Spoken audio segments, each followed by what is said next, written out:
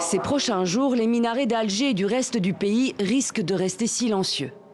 Pour l'heure, les imams continuent d'officier, les prières ont lieu. Mais la colère monte chez les religieux algériens. Ils réclament plus de droits et en premier lieu des hausses de salaire. Faute de quoi, ils menacent de descendre dans la rue. Une protestation pacifique sous le slogan « Le rassemblement des turbans blancs ». Une première en Algérie. Si le ministère fuit ses responsabilités, nous resterons fermes et maintiendrons le Rassemblement national, qui est une protestation pacifique, sérieuse, avec la participation des imams et des travailleurs du secteur des affaires religieuses.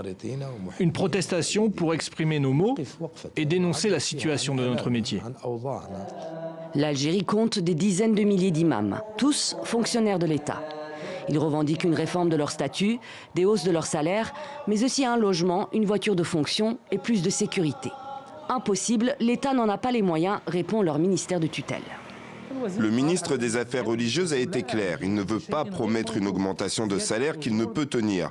Il faut réviser le statut juridique de l'imam et cela dépend du gouvernement et pas du ministre. Il fallait que la coordination des imams accepte de dialoguer avec le ministère et sans conditions préalables. L'État appelle au dialogue, mais la coordination nationale des imams se dit prête à faire grève, quitte à paralyser les mosquées à travers tout le pays. Les imams gagnent en moyenne 40 000 dinars, soit 300 € par mois.